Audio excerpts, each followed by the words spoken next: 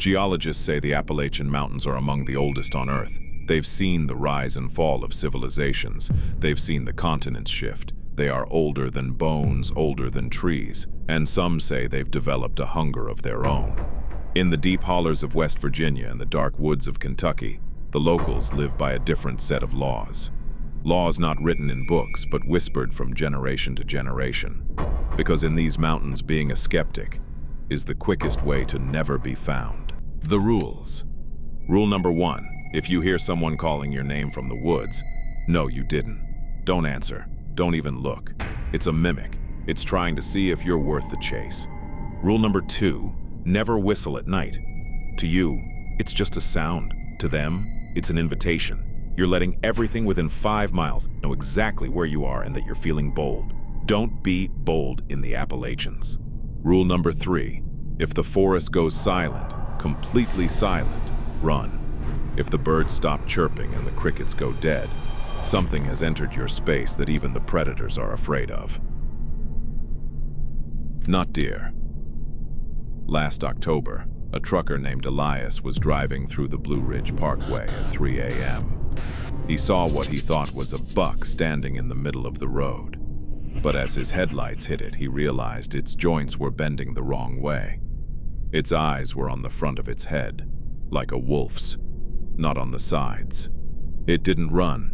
It just watched him with a human-like intelligence. Elias didn't honk. He floored it. He realized he wasn't looking at a deer. He was looking at something wearing a deer. This is the not deer, a mimic of the woods that waits for you to step off the path. The harbinger of Point Pleasant. Appalachia is a land of deep isolation and ancient secrets. Here, in the shadows of the mountains, where granny witches have recited psalms as spells for centuries and unexplained lights flash across the sky, one of America's most chilling legends was born. The legend of a red-eyed entity whose appearance heralds the coming of death. They call him the Mothman. Eyewitnesses describe a humanoid figure of immense stature, standing between 7 and 12 feet tall. His body is cloaked in black fur or feathers, with wings reaching a span of 10 feet, often folded around him like a heavy, dark cape. But the most unsettling detail: many claim he has no head at all. Instead, 2 giant, glowing red eyes burn directly from his upper torso. The terror began in November 1966. It started in a Clendenin graveyard where gravediggers saw a human-like figure take flight from the trees.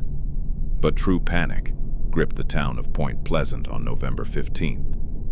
2 young couples reported to the police that a creature with glowing eyes had chased their car. It didn't just fly.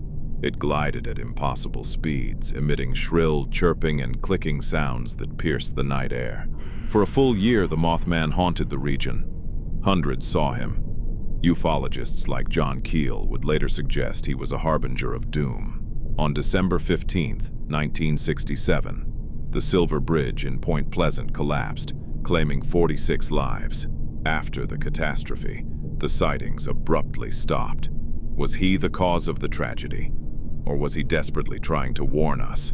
Skeptics argue it was merely a sandhill crane or a large owl reflecting car headlights. But for the people of these mountains, the Mothman is no accident. Today he is an icon of pop culture, from Hollywood films to the digital wastes of Fallout 76. The legend lives on, a haunting reminder that in the dark woods of Appalachia, someone is always watching. The Appalachians are a graveyard of things the world has forgotten. Stay on the path, keep your head down, and no matter what you hear, just keep walking. Have you ever seen the red eyes in the dark, or met something in the woods that wasn't quite right? Tell us your story in the comments.